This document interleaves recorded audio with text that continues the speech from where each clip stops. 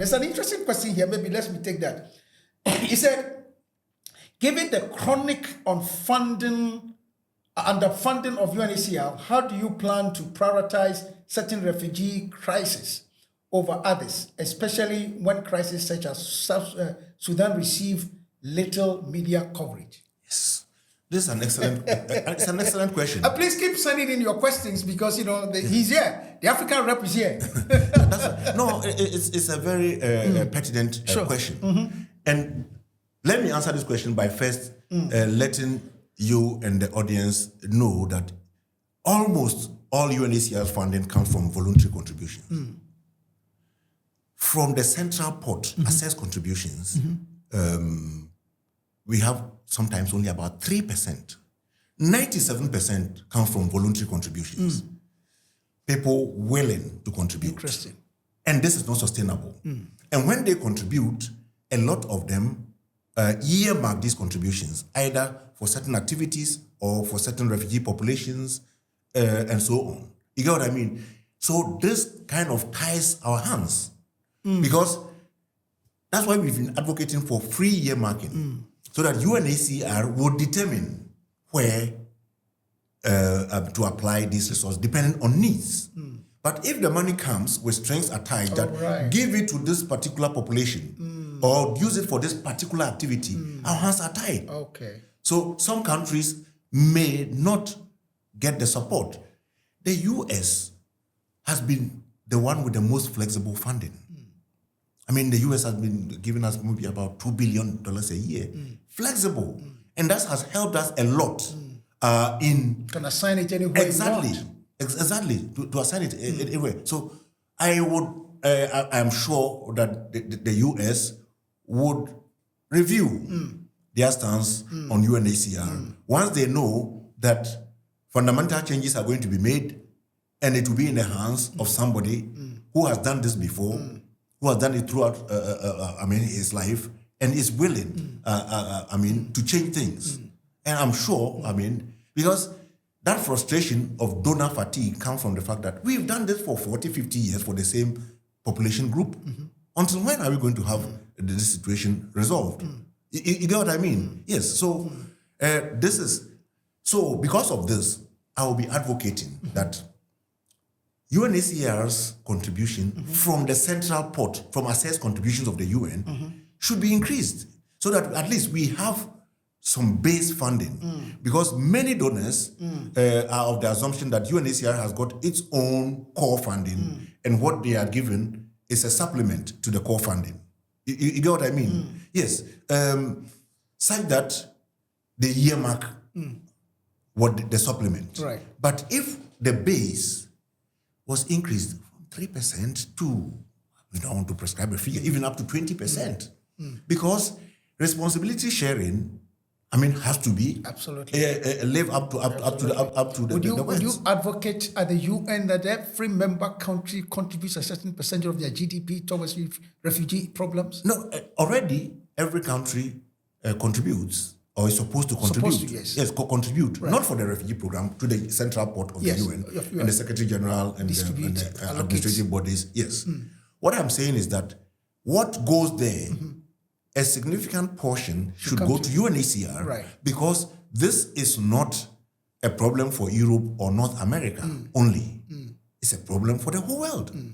And therefore, it has to, the character of UNHCR should reflect, the funding for UNHCR should reflect its global character. Let me put it that way. Right. To reflect its global character. So that concerns as raised by South Sudan will be addressed. Right. But if we get a pittance, 3% and 97% is coming from voluntary contributions, what if it doesn't come? What do? We are handicapped completely. Right. And how do you intend to leverage your experience and your expertise with the UN in making sure that you can, advance credible argument for a lot more to be given to you? Yeah, because I will be speaking from practical experience. You go there with your charts and everything. Yeah, from practical with your finance background and yeah, that's right. No, from practical experience. Sure. This has been done. We've done this same thing over the years. Doesn't work. It has not worked. Right. So because if I have only 3% as my core fund, is this even enough to cover the bills at headquarters, let alone for the operations? Okay. And everything is But if I hear you very well, and that's what excites me, that you are coming in as a UNHCR High Commissioner for Refugees, not only focusing on the money, and that you are saying that the money is very, very important and is needed, but beyond the money, a lot more can be done. Exactly. A lot more can be done. Why don't we raise our voices, to stop the flow of refugees in the first place? I am from the global south. Well, just to link that to that question, there's a question from somebody from Uganda. He said, what is the solution to the close to 2 million refugees in Uganda, given the dwindling funding? How would they be supported? Yes. That's which is similar to what you are... Exactly. You see, this funding shortfall... there's another question. No, you answered. The funding shortfall. The questions are coming a lot. That's right.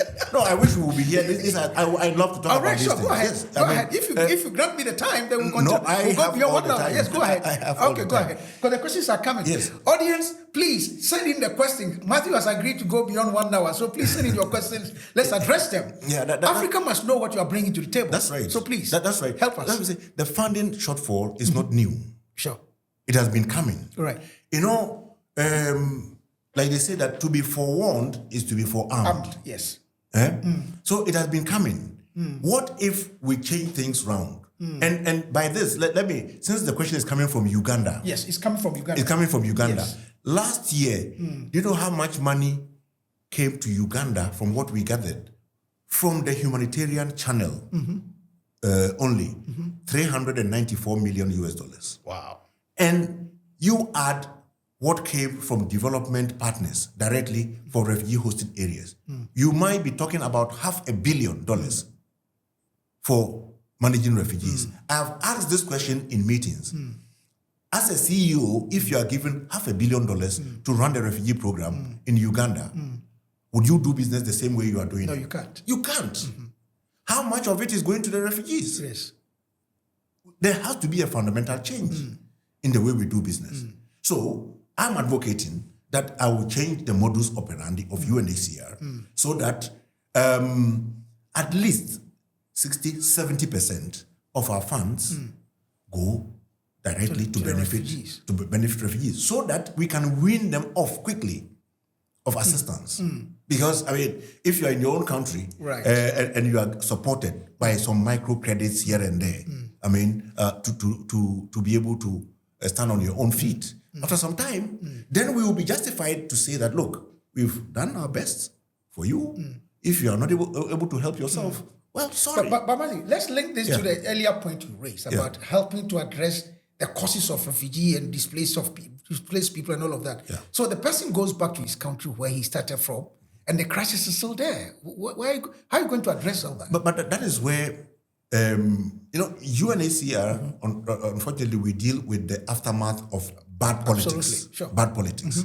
We have other more competent bodies to deal with management of the crisis before they even happen. Okay. I'm going to add my voice, strongly to this. Right. I come from the global south. Right. I come from a developing country. Right. And I've seen how much our youth, we are losing the next 1, 2, 3 generations. Absolutely. Yes. Well, what legacy am I leaving? Otherwise, next year I should be very comfortably retiring to go and sit under my mango tree and be drinking tea or something. But I think no.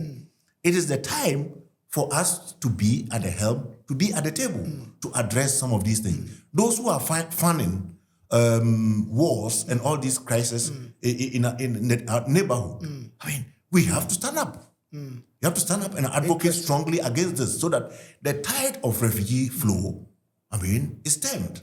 So how would all these your innovative ideas bring in on board?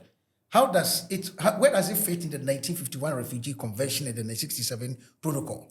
Yeah, these are the pillars of what we do, refugee protection. Even though, the 1951 convention is grounded on the Universal Declaration of Human Rights. Human rights, yes. That's right. Article 14, to be precise, the right to seek asylum. Right. So that is non-negotiable. It's non-negotiable. I mean, so these are instruments that we must protect. However, I mean, some countries have expressed some reservations. Some of the concerns I've heard is responsibility sharing. Does this instrument cover that responsibility sharing? There are other concerns that countries that bear the brunt of refugee programs, are they receiving any support, any compensation at all? I mean, to ease them of this burden. You get what I mean? So if we have to talk about the how to implement the provisions in these conventions, let's talk about them. I mean, third country solutions and so on and so forth. Let's talk about them, but taking into consideration what the individual countries also say. I mean, this has been there since 1951. Things have changed since 1951 until now. The OAU has the OAU Convention 1969. Things have changed up to now. I mean, do we say that we are not going to talk about this? There are people who are afraid that if you open the convention, it comes out weaker. But what is the point of keeping a convention that people flout? They don't respect. That's right. And they don't implement, and there is no consequence for not respecting it. Isn't it better to open up and engage so that whatever we come up with, everybody will respect? Right. There's another question here. In the light of shrinking humanitarian budgets, what mechanisms would you introduce to hold wealthier nations accountable for their commitments under the Global Compact on refugees, and how can Uganda's model of inclusion inspire global actions? Yeah. I think this is also coming from Uganda. There's another one here. Has Ghana started working towards seeking the support of your candidacy by African Union and even the support of other continents? Yes. Let me start with the second one. With the second one, yes. Okay, that is true. Sure. Ghana has already... Questions are coming in. That's right. Yeah, yes.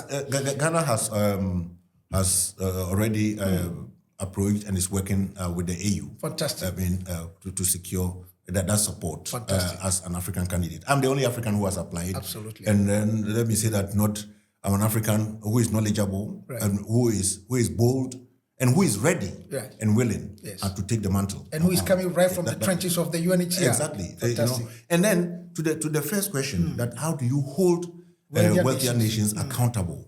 I mean, talking about the Global Compact on refugees. The Global Compact on refugees is not legally binding. Why? It's not legally binding. It's a set of guidelines, principles that help nations to manage refugees. You get what I mean? Yes. And then it has 4 main objectives. I mean, first, to ease the burden on host countries. Okay. Second, I'm not saying it in order, priority. Sure. Also, to make sure that conditions in countries of origin are conducive for return, which is the most durable solution that we have. And also, third country resettlement.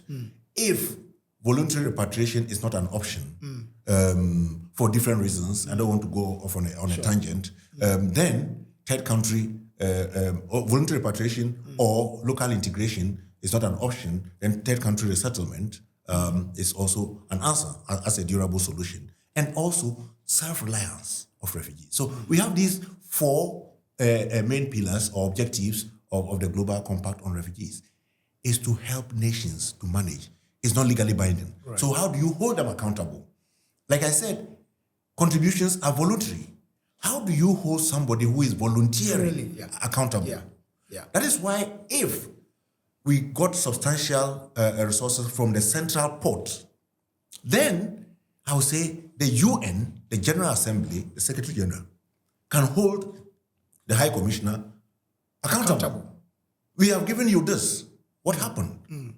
But if you are not funding and there are volunteers funding, the volunteers have the right to demand what you are doing with their money. Yeah. So this whole thing of voluntary contributions, Yes, it would always be important because they supplement a lot.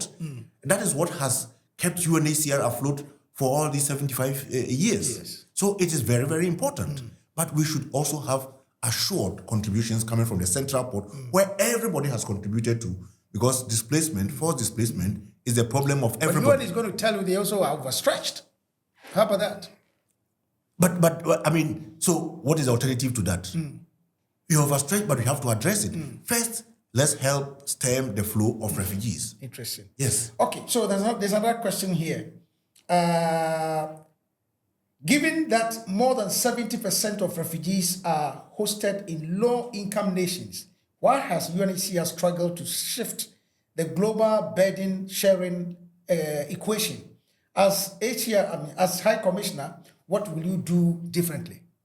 Yeah, but I think I've addressed that. Yeah, but I mean, I've addressed it. I mean, yes, in my previous answers. Yeah. Okay, so yes. Okay, so let's move on. If we ignore local communities, it will be difficult for them to host the refugees. How do you plan to strike that balance? Yeah, I mean, but this is something that I mean, it's part of the Global Compact on Refugees, right, to ease the burden on host communities. Right. In Uganda, for example, we have about,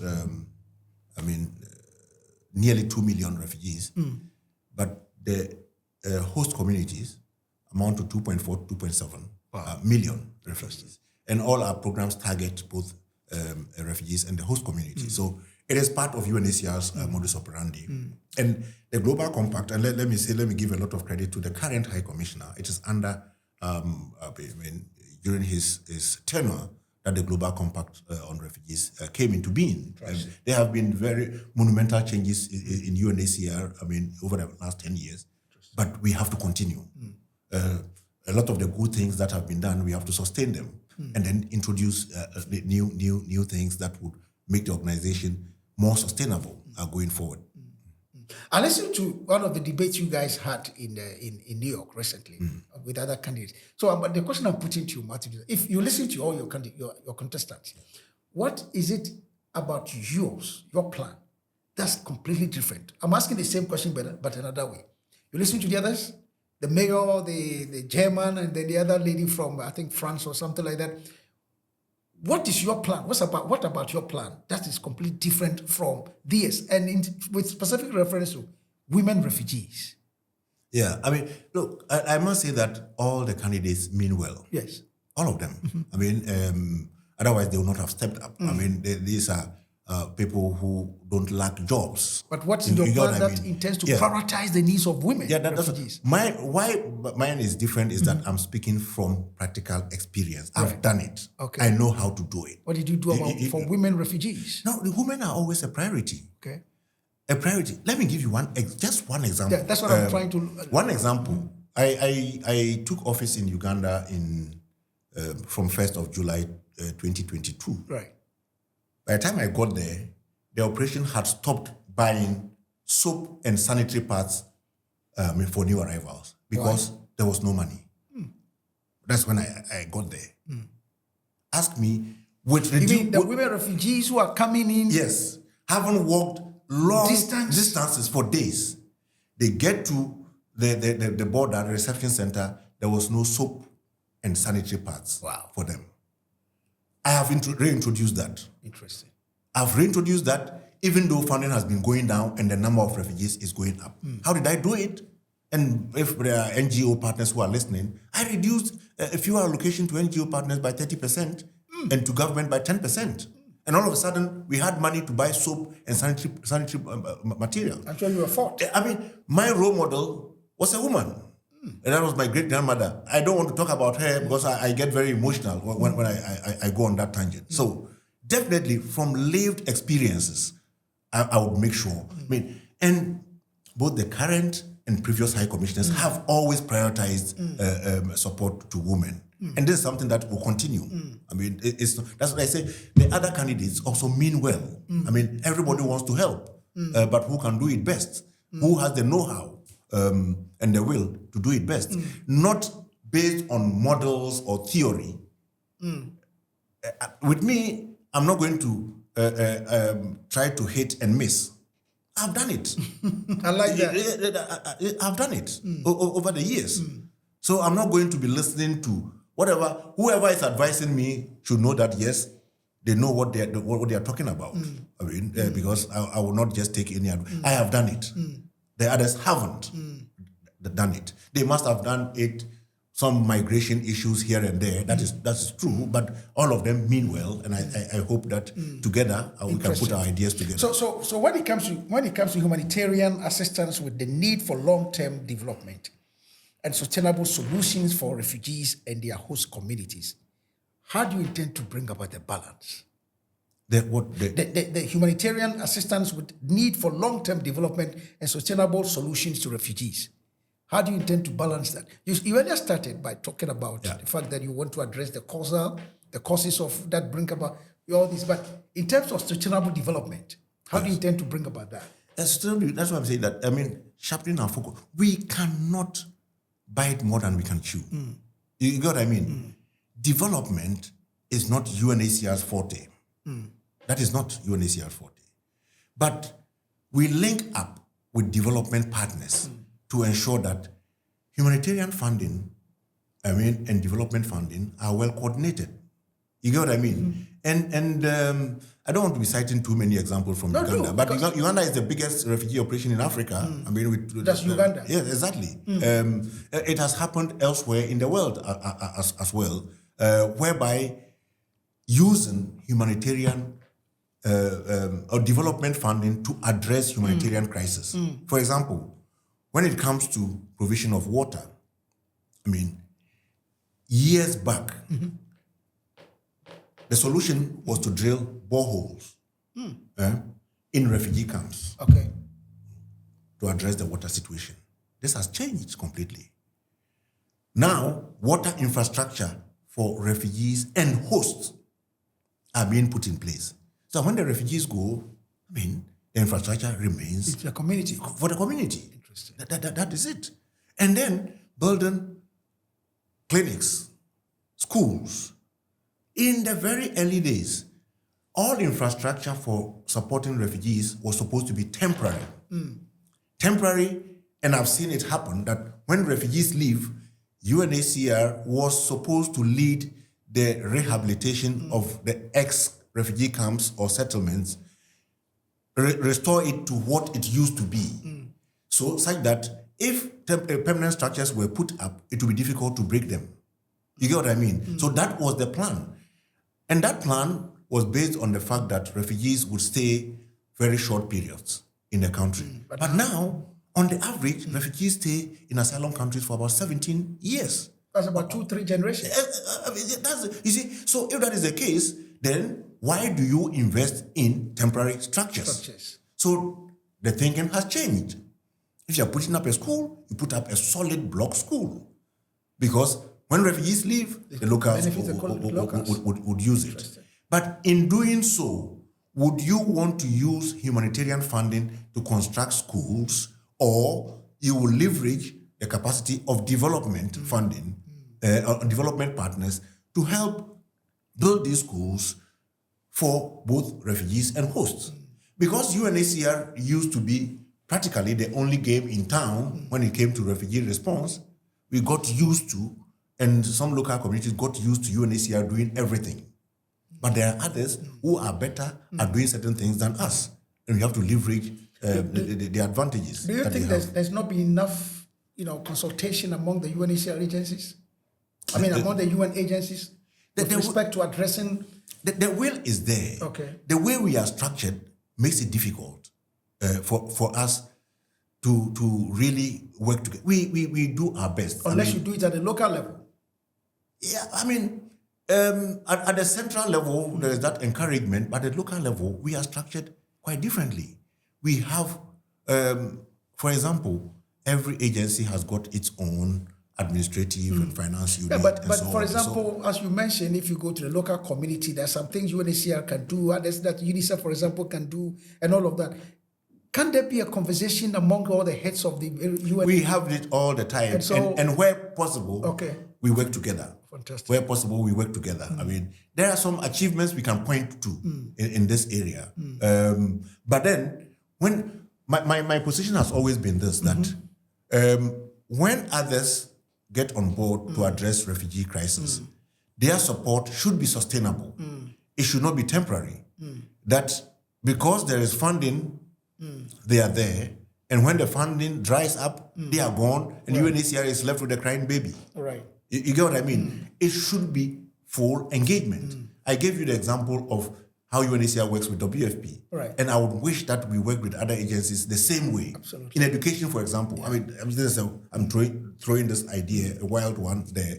If we had an arrangement like that, beyond a certain number of refugee children, UNICEF would lead education, for example. And then we ask donors to channel resources through UNICEF, for example, when it comes to education beyond a certain number. Arrangements like this can be done. That's what I'm saying, that we have to put it on the table and discuss these things. So in other words, all that we are discussing is that strategic thinking and visionary leadership is fundamental. It's fundamental in this whole. You see, try to do things that people wished to do but they couldn't do. Some of these ideas may not be new, but the courage to start and finish is what is likely missing. Even in my own experiences, I mean, you go to an operation, you see that you have some legacy arrangements in place. It's difficult to change it. You get what I mean? The easiest thing to do is to go with the flow until your assignment is up 3 or 4 years, you go. Get your pension. Exactly. Go and relax. That is easy. And anybody at all can do it. It's more difficult to change course. Absolutely. Yes. Absolutely. I mean, of course, leaders that have actually brought monumental changes have always done so with a lot of courage and order. There's another question here, which probably I think will be our last question because of time. He said, climate displacement is growing rapidly, yet people displaced by climate disasters aren't legally recognized as refugees. How or will UNHCR advocate for expanding the 1951 Refugee Convention along with its protocol and OAU 1969 Convention to include them? Yes. That's very important. I think it's a very important question. Very, very important. Yes. Very important. Yes. I mean, like I said, these conventions were made at a time when there was no climate change. No, we didn't have it. There was climate change happening, but at such a pace that it was not even an issue. That is why I would encourage dialogue. This is not UNHCR prescribing. Member states sitting and discussing how do we incorporate this. I mean, are we going to consider them the same way as we consider somebody who has had to flee from their country under conditions of 1951 Convention? For example, somebody who is fleeing from their country because of fear of persecution, because of their race, nationality, religion, political opinion, or membership of any social group. That is a typical 1951 Convention refugee. Somebody who has been displaced by environment, are you going to consider them under the same instrument? It's different. But are we going to have some instruments or some protocols in place to address that issue as well? I mean, without necessarily diluting what we have in the 1951 Convention and the 67 Protocol.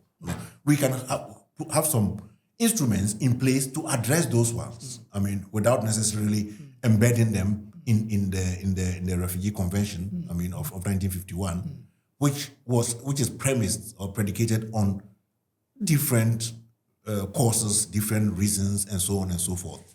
So I'll be very open to dialogue. Fantastic. Yeah. Fantastic.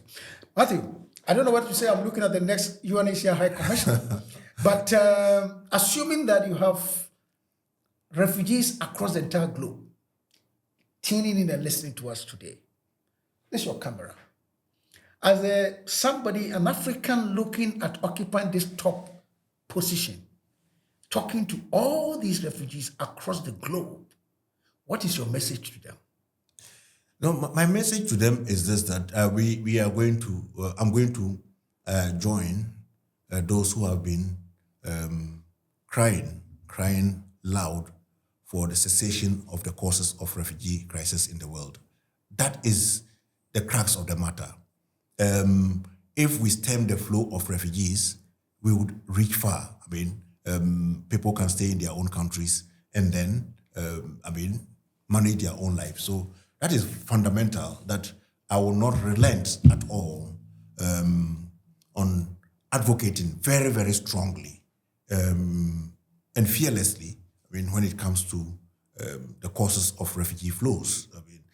Because I am directly affected. My neighborhood is directly affected. I'm not saying this out of theory at all. I'm affected. It breaks my heart to see that the current future generations are being lost because of this. So that is one. And secondly, to engage refugees as much as possible in decision making, in designing programs for refugees. Like I said, last year I signed about 32 grant agreements with refugee-led organizations. This has to be encouraged and expanded throughout the operations where we work. Refugee self-reliance is also something that I would encourage. The money does not necessarily have to come to UNHCR to do it, but then specialized agencies. And I'll also appeal to donors for a coordinated funding arrangement. Oftentimes, we have some duplications of funding. I'm going to a similar partners in the refugee program. So to also assure refugees that under my administration, UNHCR is going to be more efficient and focused on things that we can do best, things that only UNHCR and government can do, and others may not be able to do. For example, when it comes to determining the status of a refugee, we have thousands of backlog. We don't have resources for that, and yet we are doing other things that other organizations or other agencies may be best placed to do. Comes to registration and identification, access to justice is something that I'm going to be very, very strong on, because, according to the different instruments, refugees should also have access to justice like the nationals. But in practice, this doesn't happen. Refugees, for minor misdemeanors, remain locked behind bars, sometimes for years. There's a typical case, I don't want to go into the details, where somebody was locked up for about 6 years before the case was adjudicated. It was for a minor offense and things like that. So I just to tell them that there's hope coming. And I'm sure with that assurance, donors who have always wanted to solve this crisis would be fully on board. I know this is not part of refugee issue, but let me put this question to you as being an African. What is your assessment of the the unemployment situation in Africa now? No, and how scary is that as far as to the issue of refugees in Africa? It's worse for refugees. The problem is already bad. The economic downturn is the issue. And that's why we need democracy to work in Africa. That is fundamental. With democracy working, with governments being stable and accountable, I think we'll be able to address many of these issues. Mind you, technology is also contributing to this. The use of AI, for example.